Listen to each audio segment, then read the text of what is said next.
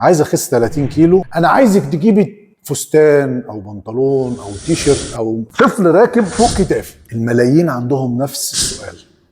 في سؤال جالنا على القناه بتاعتنا على اليوتيوب.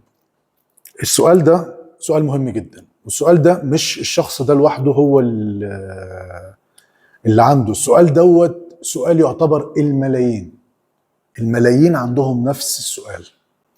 السؤال بيقول: وزن الحالي 92 كيلو، عايز اخس 30 كيلو، بدأت اروح الجيم جديد وعامله دايت هخس 30 كيلو في الشهر او في كام شهر.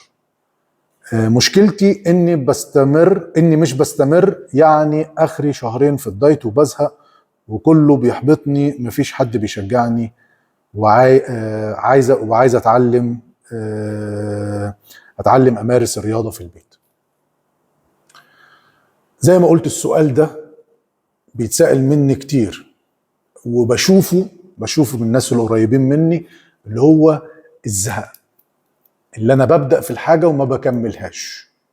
طيب احنا زي ما بنقول وهنقول على طول، اني اهم حاجه لازم يكون ليكي هدف. الهدف بتاعك انت عايزه ايه؟ متفقين؟ انا عايز اخس 30 كيلو.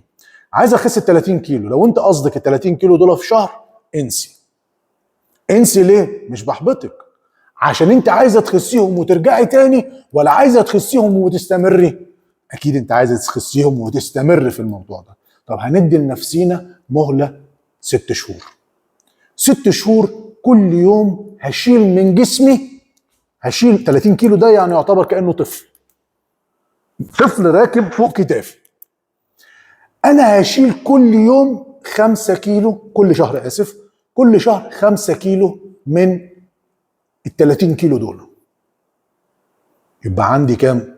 5-6 شهور لميت بس اضمن اللي هم مش هيرجعوا لي تاني. وده اللي هقول لك عليه، لو مشيت عليه مش هيرجعوا لك تاني. حط الهدف اللي انت تشيل ال 30 كيلو دول. هبسطها لك تاني، وهبسط لاي حد كمان يكون عنده نفس السؤال. انت عارف، عامل زي ما يكون واحد عنده في الدولاب بتاعه، عنده 30 كيلو هدوم، شويه هدوم كده كراكيب مالهمش لازمه. هو لو شالهم مره واحده، يا ظهري وجعني والعمليه مش هعرف اشيلهم، فسايبهم بقى كل شويه اقول انا سايبهم في الدولاب، ما انا لما يجي حد يساعدني. طب انت ما فكرتش ان انت تساعد نفسك، اللي انت كل يوم كل شهر تاخد 5 كيلو من الهدوم دي وتطلعها بره؟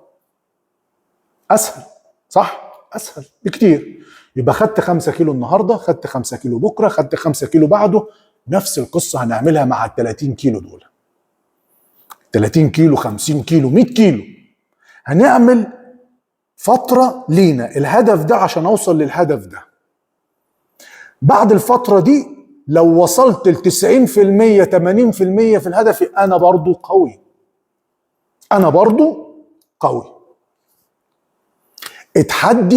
اتحدي نفسك. ما تحطيش في دماغك اللي يقول لك مش هتقدري. ما تحطيش في دماغك بيقول لك اصل انت مش عارف، واحد تاني يجي يقول لك اصل انت كبرت يا عم، ده انت عندك 60 سنه، انت استحاله ان انت تنزل وزن.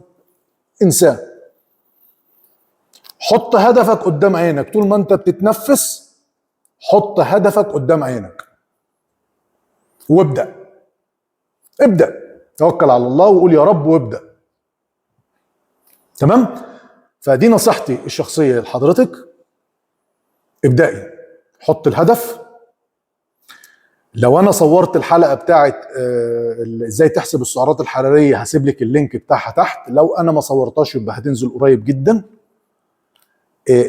ازاي اللي انت تحسبي او اي حد يحسب السعرات الحرارية بتاعته من غير بقى آلة حاسبة، من غير الكلام ده كله، زي ما انا بحسبها هسيبها لك ازاي انت تحسبها. انا كمدرب انا بفرح لما العميل عندي هو يبقى عايز اللي هو يتمرن. ولذا عادة انا هنا مثلا لما باجي بمرن حد بقول له انت اول شهر بقول لك 1 2 3، انا عايزك تمشي على النظام ده. تمشي على النظام ده ازاي؟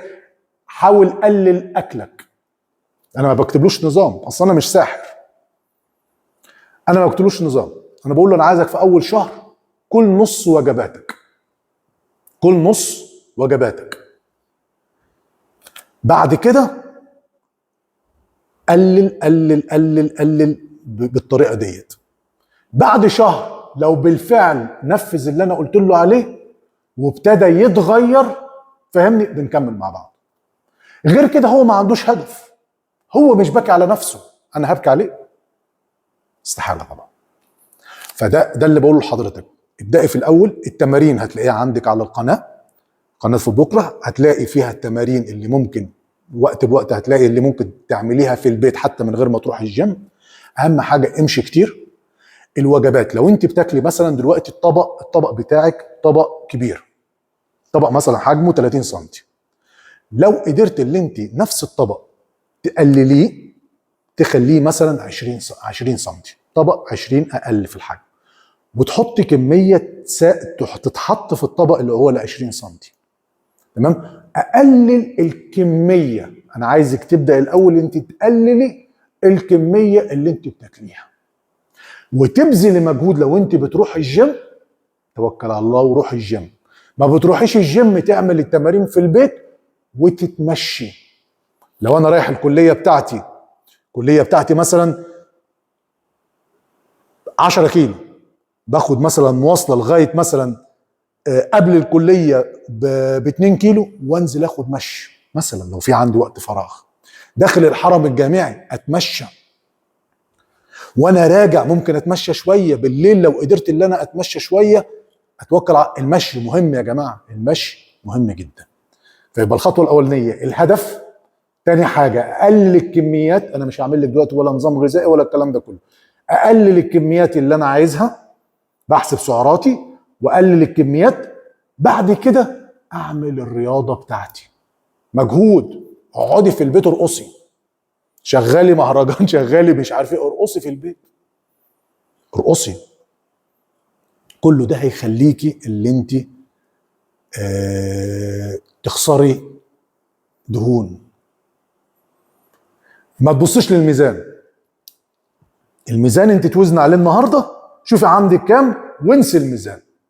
انا عايزك تجيبي فستان او بنطلون او تيشيرت او اي حاجه يكون عندك صغر عليك شويه مش كتير طبعا. يعني مثلا انت بتستعملي اكس ال، لا انا مثلا هستعمل اللي هو ال، وخليه هو المقياس بتاعي. كل فتره كل شهر اشوف ايه الاحوال، وما ازهقش كل شهر واشوف ايه الاحوال. والله موضوعك اللي انت بتتكلمي عليه طالما عندك اراده وفكرت ان انت تروح الجيم ممتاز، عندك هدف هتستمر عليه. افتكري كلامي. انا بالنسبه لي كنجاحي كمدرب، لو انت بعد 6 شهور قلت والله لا كوتش محمد ده قال لي كلام ثبت في دماغي وخلاني اوصل لهدفي.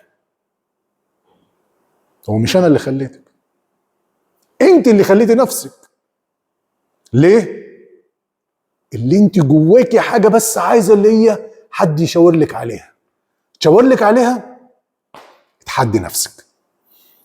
ان شاء الله باذن الله تعالى هحاول ان انا زي ما قلت لو الحلقه اتعملت وحطيت فيها اللي هو اللي ازاي احسب السعرات الحراريه، هسيب لك اللينك تحت. لو لسه يبقى هينزل قريب. بس اهم حاجه زي ما قلنا هدف، تصميم، اراده. انسي من اي محبط، مفيش حد هينفع حد. اي محبط استماره 6 وطيارين، استماره 6 وطيارين، مفيهاش كده.